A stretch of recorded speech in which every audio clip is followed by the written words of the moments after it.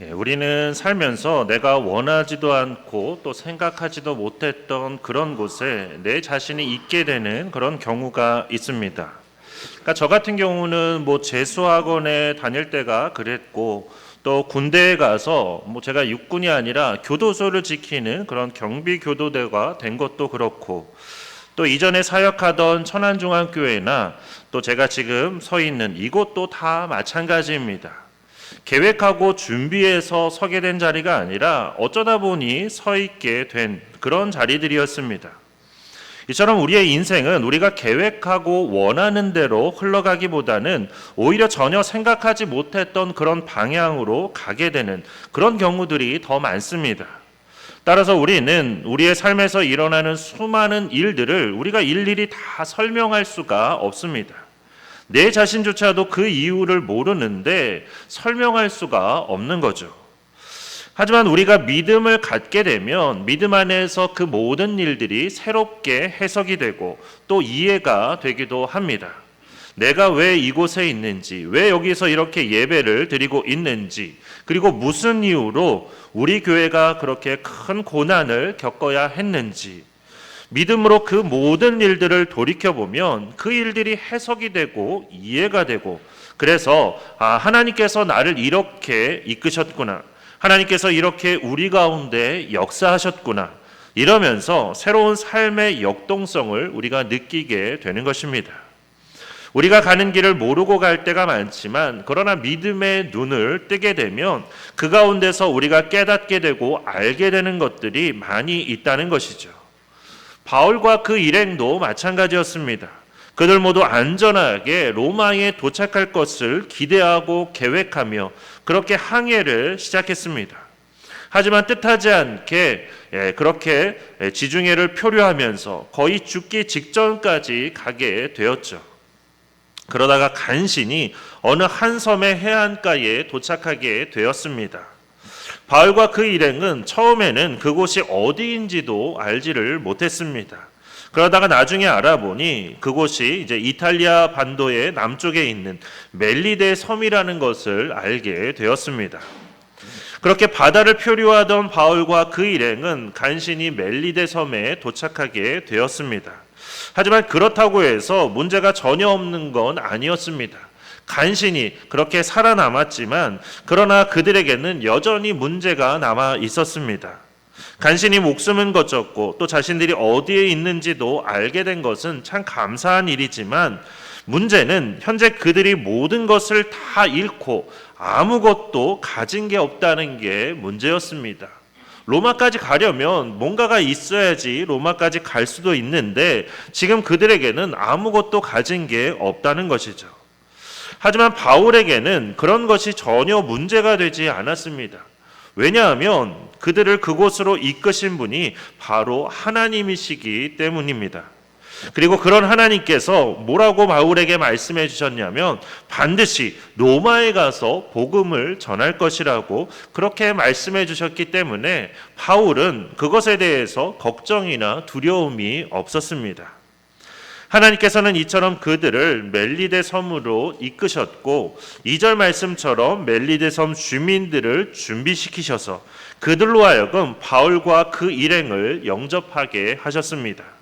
그래서 원주민들은 바울과 일행에게 친절을 베풀어 주었는데 그것도 2절 말씀처럼 특별한 동정, 즉 각별하게 바울과 그 일행을 챙겨주게 되었다는 것이죠. 사실 바울과 그 일행의 몰골은 말이 아니었습니다. 파손된 배에서 헤엄쳐 나오느라 온몸이 막 흠뻑 젖어 있었고 또 날씨도 좋지 않아서 결국 비가 오며 추위에 떨게 되었습니다. 그러니까 영화나 드라마 같은 데 보면 물속에 들어갔다가 이렇게 물 밖으로 나올 때 머리 한번 이렇게 확 휘젓고 그렇게 멋지게 나오는데, 그거는 영화는 영화일 뿐 실제는 그렇지가 않죠. 머리가 떡져가지고 머리에 달라붙어 있고, 절대로 그게 모습이 아름다울 수가 없습니다. 게다가 지금 바울과 그 일행은 풍랑을 만나서 거의 죽다 살아났기 때문에 멋이라는 건 둘째치고 그야말로 몰골이 말이 아니었습니다. 그런가 하면 비를 맞는 것도 마찬가지죠. 드라마에서 막 비를 맞는 장면이 많이 나오는데 뭐 상당히 낭만적으로 나옵니다. 막 그래서 막 손 들고 막 이렇게 라라라라 하면서 막 비 맞고 막 그런 장면들이 나오는데, 그렇게 이제 비 맞는 게 낭만적이라고 생각하는 분들은 좀 감성적인 분들이고, 약간 이성적인 분들은 그러죠. 딱 그거 장면을 보면서 에휴 저러다 감기 걸리지. 그렇게 생각을 많이 합니다. 그러니까 비 맞는 게 뭐 그렇게 아름다운 모습이 아니라는 거죠. 이렇듯 바울과 그 일행은 지금 바다에서 죽다가 살아났기 때문에, 그리고 가뜩이나 추운 날씨에 비까지 맞았기 때문에 엄청난 고생을 했습니다. 그런데 멜리데 섬 주민들은 그런 바울과 일행을 위해서 불을 지펴주며 따뜻하게 맞아주었습니다. 276명이나 되는 그런 물에 빠진 생쥐 같은 그 사람들을 그렇게 반갑게 맞아주고 또 따뜻하게 불도 피워주면서 그들을 환대한 것입니다. 그러니까 이 모든 것이 다 하나님의 은혜였다는 것이죠. 모르는 사람들이 갑자기 표류해 왔는데 그 사람들을 그렇게 적대시하지 않고 따뜻하게 맞아준다. 그런 경우는 거의 없습니다. 그런데 이런 일들이 있게 되었다는 것은 하나님께서 그렇게 멜리데 섬 사람들의 마음을 주장해 주셨다는 것이죠. 멜리데 섬의 이름인 그 멜리데라는 말의 뜻이 바로 피난처라는 그런 뜻인데, 정말로 바울과 그 일행에게 있어서는 그 이름대로 그렇게 멜리데 섬이 피난처가 된 것입니다. 하나님께서는 바울과 그 일행을 살리고자 이렇게 피난처로 그들을 이끄신 것입니다. 이처럼 우리의 진정한 피난처는 하나님께서 우리를 이끄시는 곳, 그리고 하나님께서 함께 하시는 곳, 그곳이 진정한 피난처인 것입니다. 오늘날 우리 그리스도인들이, 그리고 주님의 몸된 우리 교회가 믿지 않는 사람들에게 이렇게 피난처가 되기를 바랍니다. 세상에서 광풍을 만나 모든 것을 잃고 방황하는 그런 사람들에게 우리가, 그리고 우리 교회가 주님 안에서 피난처가 되어야 한다는 것입니다.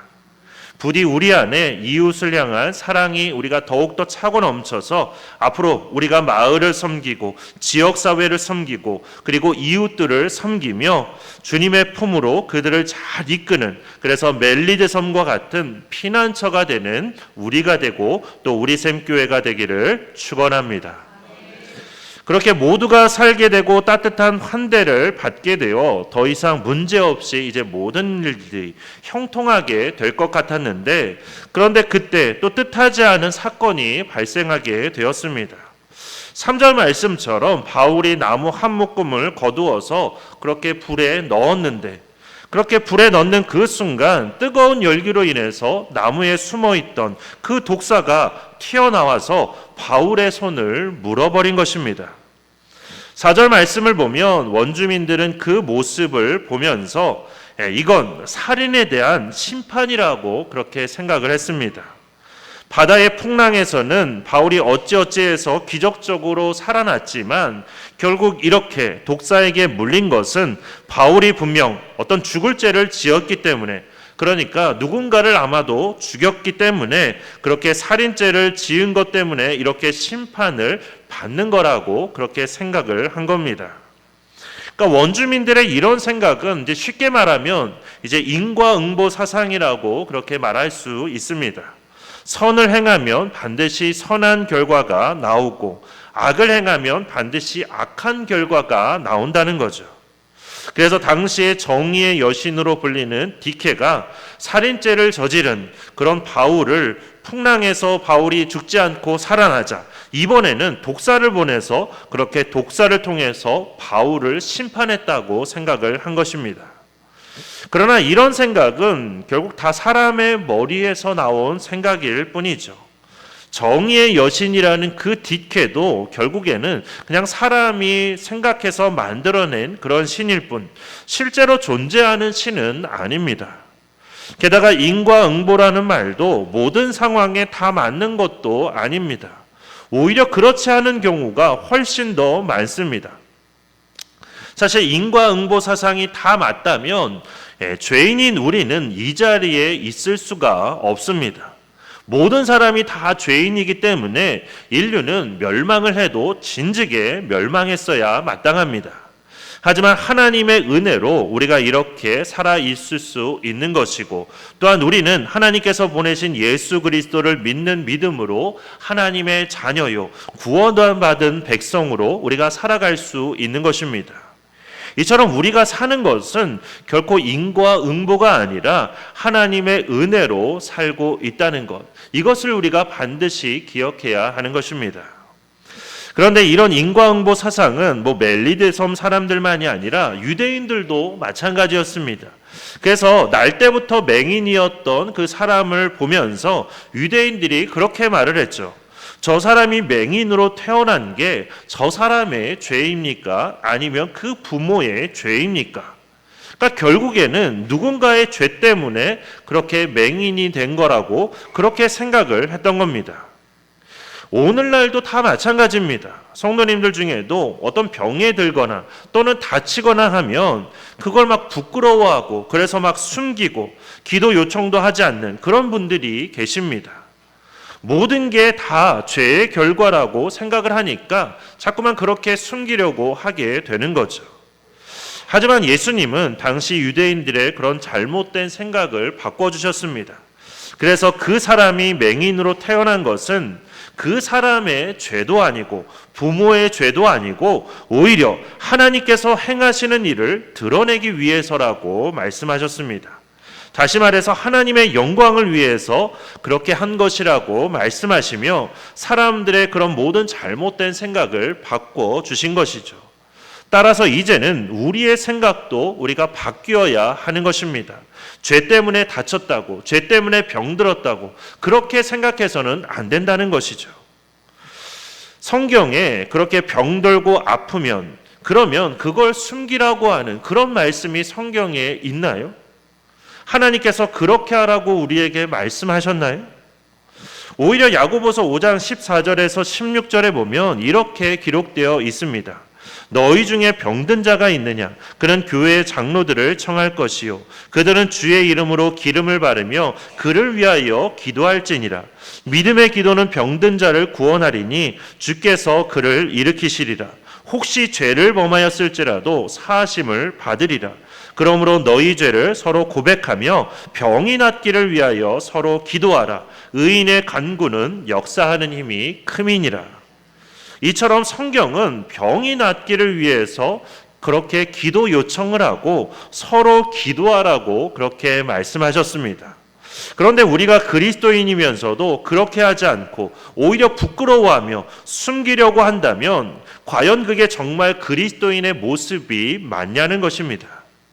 그리고 누군가가 병이 들었다거나 다쳤다고 할 때 그걸 가지고 거 봐라, 내 그럴 줄 알았다 이러면서 그 사람에 대해서 험담을 한다면 과연 그 모습이 정말로 하나님께서 원하시는 그리스도인의 모습이 맞냐는 것입니다. 그렇게 험담을 하면 내가 험담하는 만큼 결국에는 나도 똑같은 일을 당하게 될 뿐입니다. 우리는 모두 인과응보에 따라서 살아가는 사람이 아니라 하나님의 은혜로 살아가는 사람들입니다. 그렇게 이제는 아프고 힘들 때 더 이상 숨기지 않고 기도 요청을 해주시기를 바랍니다. 또한 그걸 보면서 우리가 다른 사람을 험담하는 게 아니라 오히려 기도 요청에 따라서 정말로 아픈 그분을 위해서 열심히 기도해 주시기 바랍니다. 그래서 정말로 주님 안에서 아름다운 믿음의 공동체요, 은혜로 더욱더 든든히 세워지는 그런 은혜의 공동체가 되기를 축원합니다. 바울과 그 일행이 한 사람도 죽지 않고 멜리데 섬에 도착한 것이 그렇게 하나님의 은혜였듯 바울이 독사에게 물리고도 죽지 않고 살아있던 것 역시 다 하나님의 은혜였습니다. 5절 말씀을 보면 바울이 독사를 불에 떨어버렸는데 물린 그 손에 아무런 상처도 없었습니다. 그렇다면 바울을 문 그 뱀이 그냥 독사가 아닌 그냥 그런 뱀이었을까요? 그렇지는 않다는 것이죠. 6절 말씀을 보면 원주민들은 바울이 붙든지 혹은 갑자기 쓰러져 죽을 것으로 그렇게 생각을 했습니다. 그러니까 그들은 그곳 원주민이었기 때문에 바울의 손을 물었던 그 독사가 어떤 독사인지를 잘 알고 있었던 것이죠. 그래서 당연히 바울이 붙거나 쓰러져 죽을 것으로 그렇게 생각을 했던 겁니다. 하지만 시간이 지났는데도 바울에게 아무런 이상이 없자 그들은 갑자기 생각을 돌이켜서 이번에는 바울을 신이라고 말하기 시작했습니다. 풍랑에서도 살아남고 또 독사에게 물리고도 죽지 않고 있는 걸 보면 저 사람은 분명 신이 맞다고 그렇게 생각을 한 겁니다. 하지만 살인죄를 지은 죄인이라는 그런 생각도, 그리고 신이라는 그 생각도 결국 그들의 생각은 모두 다 잘못된 생각일 뿐이었습니다. 그런데 그렇게 독사에게 물리고도 멀쩡했던 그 바울의 모습을 보면 우리가 누가복음 10장 19절에서 예수님께서 하셨던 그 말씀이 떠오릅니다. 내가 너희에게 뱀과 정갈을 밟으며 원수의 모든 능력을 제어할 권능을 주었으니 너희를 해칠 자가 결코 없으리라. 그러니까 마가복음 16장에도 그런 비슷한 말씀이 나오는데 정말로 그 말씀이 그대로 이루어진 것을 우리가 보게 됩니다. 그래서 독사에게 물렸는데도 아무런 상함이 없게 된 것이죠. 자, 그럼 어떠신가요? 우리도 그리스도인이죠. 그럼 우리도 정말로 독사에게 물려도 아무런 이상이 없을까요? 성경 말씀에 그렇게 적혀 있으니까 나도 괜찮을 거야 이러면서 막 동물원 가가지고 독사를 막 맨손으로 만지고 정갈을 막 가지고 놀고 그랬다가는 큰일 나는 겁니다.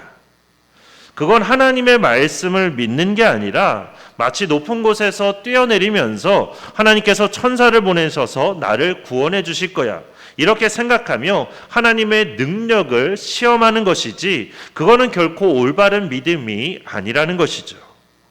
오늘 본문에서 바울이 그렇게 독사에게 물려도 멀쩡할 수 있었던 것은 하나님의 뜻이었기 때문입니다. 그러니까 무슨 말이냐면 바울이 로마에 가서 복음을 전하는 것이 하나님의 뜻이었기 때문에 로마로 가는 그 길을 독사가 막을 수가 없었다는 것이죠.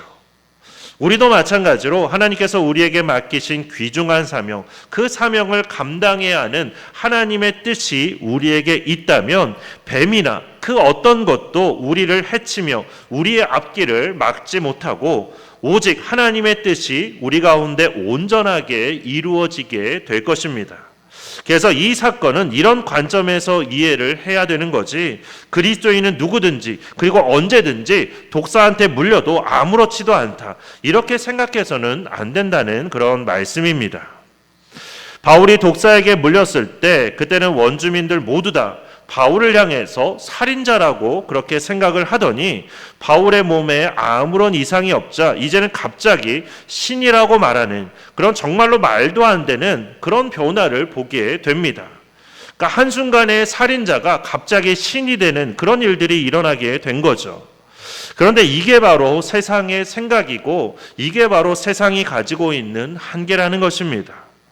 하나님께서 우리에게 올바른 길을 우리에게 보여주시지 않았다면 우리에게 복음을 전해주시지 않았다면 우리도 그렇게 어리석은 세상적인 생각을 여전히 가지고 있었을 것입니다. 잘못된 생각, 잘못된 믿음 가운데 우리도 여전히 허우적거리며 살았을 것입니다.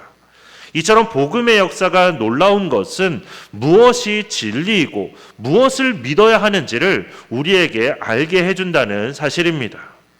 세상에서의 성공, 세상에서의 명예 이런 게 우리 삶의 목적이라면 우리가 세상의 목소리에 귀를 기울이며 세상의 생각에 따라서 우리가 살아야 하겠지만 그러나 우리는 그런 것이 목적이 아니죠. 세상에서의 성공도 세상에서의 명예도 우리가 삶의 목적이 아니라는 겁니다. 우리 삶의 목적은 우리를 부르신 하나님의 뜻과 계획 가운데 사는 것. 그래서 하나님의 뜻을 이 땅 가운데 이루며 하나님을 영화롭게 하는 것. 이게 바로 우리 그리스도인들의 삶의 목적입니다. 그렇게 복음을 통해서 믿음의 눈을 뜬 우리는 더 이상 우리가 세상의 목소리에 귀를 기울이며 세상의 생각과 판단에 우리가 휩쓸려서는 안 된다는 것입니다. 오직 하나님의 말씀에만 우리가 귀를 기울이며 그 말씀에 따라 생각하고 그 말씀에 따라 판단함으로써 우리가 무엇이 옳은지를 분명하게 그렇게 분별하며 바른 믿음의 길을 걸어가야 하는 것입니다. 그렇게 부디 이 사실을 우리가 잘 기억하며 하나님의 말씀에 따라서 온전한 믿음의 길을 걷는, 그래서 하나님을 더욱더 영화롭게 하는 우리가 되기를 주님의 이름으로 축원합니다. 그런가 하면 7절 말씀에 보면 바울과 그 일행이 이제 독사 사건으로 인해서 그 섬에서 가장 높은 사람인 보블리오의 집에 초청을 받게 되었습니다. 그리고 그곳에서 사흘 동안 아주 극진한 대접을 받았습니다. 그런데 뒤에 이야기를 보면 초청해서 대접을 하고자 했던 것은 보블리오였지만 오히려 보블리오 자신이 더 큰 은혜를 받게 되었습니다. 왜냐하면 8절 말씀처럼 열병과 이질로 병상에 누워있던 그 보블리오의 부친을 위해서 바울이 기도하고 안수하자 병이 나았기 때문입니다. 그러니까 당시 멜리데에서는 이질이 주로 이제 염소의 우유 때문에 많이 발생했다고 합니다. 그러니까 염소 우유에 들어있는 그 세균으로 인해서 그렇게 그 당시에 멜리데 섬에 사는 사람들이 많이 이질에 걸렸다고 그렇게 말하는데, 그래서 경우에 따라서는 그 이질로 인한 열이 몇 달 혹은 몇 년간 그렇게 지속되기도 했다고 합니다. 그만큼 자칫하면 생명을 앗아갈 수 있는 그런 무서운 질병이었다는 것이죠. 그렇게 보블리오의 부친은 목숨을 잃을 수도 있는 그런 위험한 상황에 있었던 겁니다. 그런데 그런 부친을 바울이 기도와 안수를 통해서 낫게 한 것이죠. 이처럼 바울이 하나님께 먼저 기도하고 안수를 했던 것은 바울 자신이 사람을 낫게 하는 것이 아니라 하나님께서 낫게 하신다는 것을, 다시 말해서 하나님께서 하신 일임을 그렇게 증거하기 위해서 그렇게 기도를 먼저 하고 안수를 했던 것입니다. 그리고 이렇게 병이 나았다는 소문이 퍼지자 이제 9절 말씀처럼 많은 병자들이 바울을 찾아왔고 하나님께서는 그들 역시 모두 다 고쳐주셨습니다. 그러면 이 일이 그냥 병을 고치는 그 일에서 끝이 났을까요? 절대로 그렇지 않다는 것이죠. 결국 이 모든 것은 바울이 그곳에 머무르는 그 3개월 동안 복음을 전하는 일로 이어지게 되었습니다. 그래서 10절 말씀에 보면 바울과 그 일행이 그곳에 있는 동안에 그렇게 후한 대접을 받게 된 것도, 그리고 떠날 때 쓸 것을 제공받게 된 것도 단순히 그냥 병고침을 받았기 때문만이 아니라 멜리데 섬의 많은 원주민들이 이제 바울을 통해서 예수님을 믿고 구원받은 그런 그리스도인이 되었기 때문입니다. 그렇기 때문에 그렇게 그들을 후하게 대접을 하고 또한 그들이 로마로 갈 때 그렇게 모든 필요한 것들을 제공해 줬다는 것입니다. 이걸 어떻게 할 수 있냐면 지금도 멜리데 섬, 그러니까 오늘날에는 이제 멜리데 섬이라고 말하지 않고 몰타 공화국이라고 그렇게 말을 하는데, 이 나라 국민의 90%가 기독교인이고 그곳에는 이제 바울 기념교회 등 많은 유적지가 있다고 합니다. 그러니까 그런 것들을 보면 바울로부터 그들이 복음을 전해 듣고 그로 인해 놀라운 구원의 역사가 그들 가운데 나타났다는 것을 알 수 있다는 것이죠. 바울과 그 일행이 이렇게 멜리데 섬에 오게 된 것은 그들의 계획이나 뜻이 아니었습니다. 하지만 그렇다고 해서 이 모든 일들이 우연히 일어난 일이냐? 절대로 그렇지 않다는 것이죠. 결국 이 모든 일은 하나님의 인도하심과 하나님의 은혜로 이루어진 일이었습니다. 멜리데 섬에 사는 원주민들을 구원받게 하기 위한, 그리고 바울로 인해서 살아난 그 나머지 275명 모두가 앞으로 로마에 가서 복음을 전하는 그런 복음의 증인이 되게 하시려는 하나님의 그 모든 뜻과 계획 가운데 이루어진 일들이었던 것입니다. 지금도 우리의 삶에 일어나는 수많은 일들을 우리는 일일이 다 이해할 수도 없고 그것을 설명할 수도 없습니다. 특히 어려움과 고난은 더욱더 그렇죠. 왜 그런 어려움과 고난이 나에게 닥쳐오는지 우리는 다 알지 못합니다. 하지만 믿음의 눈으로 우리가 그것을 보게 되면 하나님께서 왜 나를 그렇게 이끄셨는지, 왜 그곳으로 나를 인도하셨는지, 왜 그런 고난과 어려움을 겪게 하셨는지를 우리가 깨닫게 되고 이해하게 된다는 것입니다. 그리고 무엇보다도 그 모든 일들이 어떤 인과응보에 의한 것이 아니라 하나님의 은혜임을 깨닫게 된다는 것이죠. 우리를 지키시고 인도하시며 우리를 통해서 하나님의 놀라운 역사를 이루고자 하시는, 그래서 더 많은 사람이 하나님의 그 은혜를 깨닫게 하시려는 하나님의 은혜의 역사임을 우리가 깨닫게 된다는 것입니다. 그렇게 어떤 일로 마음이 상해 있을지라도, 그래서 눈에서 눈물이 흐르며 마치 세상 소망이 다 사라진 것처럼 우리가 남몰래 흐느껴 울고 있을지라도 나를 향한 주님의 그 사랑은 끝이 없고 그 모든과 고난 역시, 그 모든 고난과 어려움 역시 곧 지나갈 것이며 결국에는 하나님께서 나를 은혜로 세우실 것을 믿는, 그래서 살아가는 모든 순간이 주님의 은혜임을 믿고 고백하는 우리 모두가 되기를 주님의 이름으로 축원합니다. 이 시간 오늘 주신 말씀을 우리가 함께 생각하면서 우리 주 은혜임을 함께 찬양하고 함께 기도하도록 하겠습니다. 찬양할 때 우리 찬양의 개사를 한번 잘 마음에 떠올리면서 함께 찬양하도록 하겠습니다. 주 나의 모습 보내, 주 나의 모습 보내, 상한 나의 맘 보시네. 주 나의 눈물 안에 홀로 울던 맘 아시네. 주 사랑 내게 있네. 주 사랑 내게 있네. 그 사랑이 날 채우네.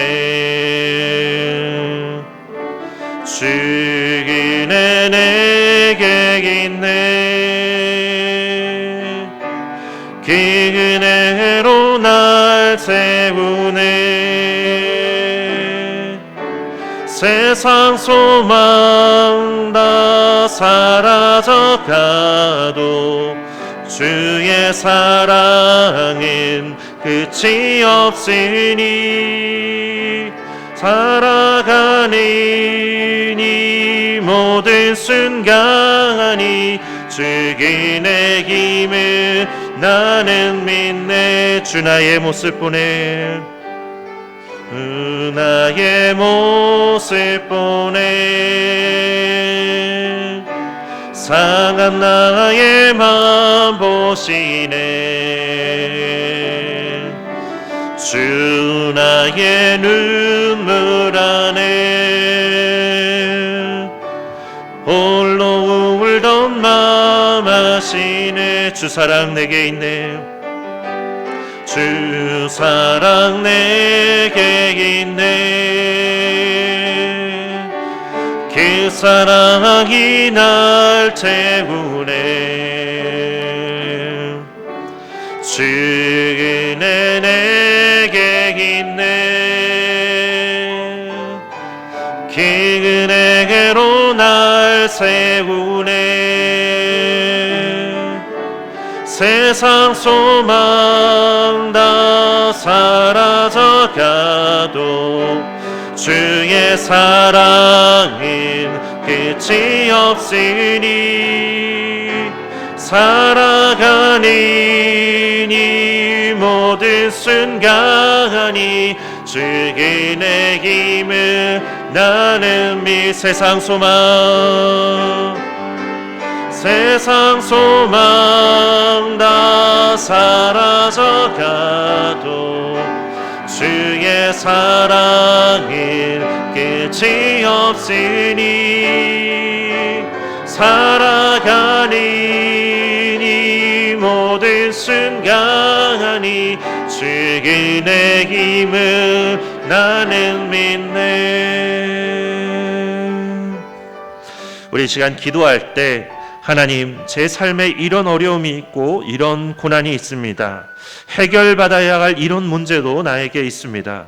때로는 이런 것들로 인해서 마음이 상할 때도 있고 나의 눈에서 눈물이 흐를 때도 있고 마치 세상 소망이 다 사라진 것처럼 느껴질 때도 있습니다. 하지만 바울의 삶을 이끄신 주님께서 제 삶도 이끌어 주실 것을 믿게 하여 주옵소서. 바울을 향한 주님의 사랑이 끝이 없었던 것처럼 나를 향한 사랑도 끝이 없고 결국 은혜 가운데 그 모든 어려움과 고난과 문제가 다 해결될 것을 믿게 하여 주옵소서. 그래서 찬양의 가사처럼 살아가는 모든 순간이 주님의 은혜임을 믿고 고백하는 그런 우리가 되게 해달라고 이 시간 우리 다 함께 주여 한번 크게 외치고 함께 통성으로 기도하겠습니다. 주여! 사랑이 많으신 하나님 아버지, 오늘도 거룩하고 복된 주일 저희를 불러주시고 함께 하나님 앞에 예배를 드리며 말씀을 듣고 말씀을 의지해서 함께 기도하게 하여 주심을 감사드립니다. 하나님, 우리가 살아갈 때에 하나님 삶에 이런저런 어려움들이 있고 고난이 있습니다. 하나님, 우리의 삶에도 해결받아야 될 이런 문제도 있습니다. 하나님, 때로는 그 어려움과 그 고난으로 인해서 우리가 마음이 상할 때도 있고 하나님, 우리의 눈에서 눈물이 흐를 때도 있고 마치 세상의 모든 소망이 다 사라진 것처럼 느껴질 그런 때도 있습니다. 하지만 주님, 우리가 다시금 깨닫게 하여 주시옵소서. 바울의 삶을 이끄신 주님께서 나의 삶도 이끌어 주실 것을 믿게 하여 주시옵소서. 바울을 향한 주님의 그 사랑이 끝이 없었던 것처럼 하나님, 나를 향한 주님의 사랑도 끝이 없고 결국에는 그 모든 은혜 가운데 그 모든 어려움과 고난과 문제가 다 해결될 것을 믿게 하여 주시옵소서. 우리가 믿음으로 나아가기만 하면 하나님께서 그 모든 것들을 다 해결해 주실 것을 우리가 믿고 나아갈 때 결국에는 은혜 가운데 그 모든 것들이 다 해결되는 하나님의 놀라운 은혜의 역사를 보게 하여 주시옵소서. 그래서 우리가 찬양했던 찬양의 가사처럼 하나님, 우리가 살아가는 그 모든 순간이 주님의 은혜임을 믿고 고백하는 우리가 될 수 있도록 인도하여 주시옵소서. 우리의 모든 믿음의 연약함을 주님께서 붙들어 주시고 다시 한번 우리가 믿음의 고백을 할 수 있는 우리가 될 수 있도록 인도하여 주시옵소서. 모든 것이 하나님의 은혜였음을 고백하는 우리가 될 수 있도록 인도하여 주시옵소서. 하나님, 우리 가운데 함께하여 주시옵소서. 역사하여 주시옵소서. 사랑의 하나님, 우리가 살아가면서 때로는 어려움과 고난 가운데서 허우적거릴 때가 있습니다. 해결받아야 될 문제로 인해서 마치 세상의 소망이 다 사라진 것처럼 느껴질 때도 있습니다. 하지만 주님, 우리가 잊지 않게 하여 주시옵소서. 바울의 삶을 이끄신 주님께서 제 삶도 이끌어 주실 것을 우리가 믿게 하여 주시옵소서. 바울을 향한 주님의 사랑이 그렇게 끝이 없었던 것처럼 이제는 나를 향한 주님의 그 사랑도 끝이 없고 결국에는 은혜 가운데 그 모든 어려움과 고난과 문제가 다 해결될 것을 우리로 하여금 믿게 하여 주시옵소서. 그래서 우리의 입술에서도 이제는 살아가는 모든 순간이 주님의 은혜였습니다, 이렇게 믿고 고백하는 우리가 될 수 있도록 인도하여 주시옵소서. 성령 하나님께서 우리를 붙들어 주시고 이끌어 주실 줄 믿고 감사드리며 예수 그리스도의 이름으로 기도드립니다. 아멘. 이제는 우리 주 예수 그리스도의 은혜와 하나님 아버지의 크고 놀라우신 사랑과 성령님의 인도하심과 교통하심의 역사가 살아가는 모든 순간이 주님의 은혜임을 믿고 고백하는 우리 샘교회 모든 지체들과 그 가정 위에, 그리고 우리 샘교회와 이 나라 위에 이제로부터 영원토록 함께 계시기를 간절히 축원하옵나이다. 아멘.